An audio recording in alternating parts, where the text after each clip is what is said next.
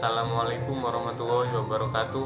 Perkenalkan, saya Abdul Ghafur, NIM 201105010006. Di sini saya akan menanggapi video yang berjudul Ekonomi Terbuka atau Ekonomi 4 Sektor.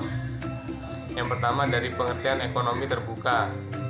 Ekonomi terbuka adalah perekonomian suatu negara yang terlibat luas dalam perdagangan antar negara. Konsekuensi dari ekonomi terbuka dari segi ekonomi makro berarti ada pasar keempat dalam proses perekonomian, yaitu pasar luar negeri. Adanya pasar luar negeri mempunyai konsekuensi yang lebih lanjut terhadap pasar-pasar lainnya.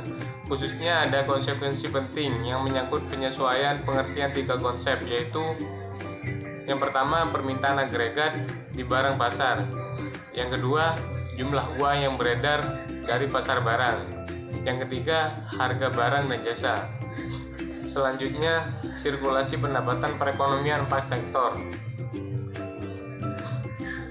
Di sini, rumah tangga berbelanja kepada perusahaan, dan juga rumah tangga menabung di bank, lalu bank menyalurkan kepada rumah tangga lain sebagai penanam modal, dan penanam modal berinvestasi kepada perusahaan. Perusahaan membayar pajak kepada pemerintah. Juga demikian dengan rumah tangga. Rumah tangga membayar pajak kepada pemerintah. Selanjutnya, perekonomian terbuka impor. Perekonomian terbuka impor adalah pembelian dan pemasukan barang dari luar negeri untuk keperluan atau dipasarkan dalam negeri. Manfaat kegiatan impor memperoleh barang atau jasa yang tidak diproduksi oleh negara sendiri. Yang kedua, memperoleh tenaga kerja modern dan memperoleh bahan baku. Selanjutnya, ada perekonomian terbuka ekspor. Perekonomian terbuka ekspor adalah barang dan jasa yang diproduksi dalam negeri dan dijual di luar negeri jika suatu negara membuka perdagangan internasional dan menjadi pengekspor suatu barang. Maka produsen domestik tersebut akan diuntungkan dan konsumen domestik barang tersebut akan dirugikan. Manfaat melakukan ekspor, yang pertama memperluas pasar, yang kedua menambah devisa negara, yang ketiga memperluas lapangan pekerjaan. Dan juga ada faktor penentu ekspor dan impor. Yang pertama, permintaan barang, yang kedua mutu atau kualitas barang, yang ketiga barang spesial dan teknologi. Keseimbangan perekonomian terbuka, yaitu syarat terbuka perekonomian terbuka adalah penawaran dan pengeluaran agregat dalam perekonomian.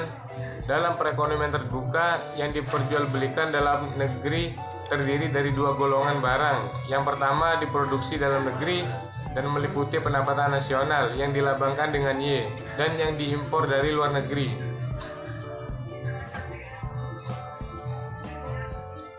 Dengan demikian, penawaran agregat yang dilambangkan dengan AS terdiri dari pendapatan nasional dan impor dalam rumus AS sama dengan Y plus M. Suntikan dan bocoran dalam ekonomi terbuka, keseimbangan pendapatan nasional dicapai dalam keadaan I plus G plus X sama dengan S plus T plus M. Yang terakhir, perekonomian terbuka pada sistem ekonomi Islam. Menurut Manan, prinsip dasar yang ditetapkan Islam mengenai perdagangan niaga adalah tolak ukur dalam kejujuran, kepercayaan, dan ketulusan. Sejarah telah membuktikan bahwa Islam telah menganjurkan perdagangan internasional. Mungkin cukup sekian dari saya, kurang lebihnya mohon maaf. Saya akhiri.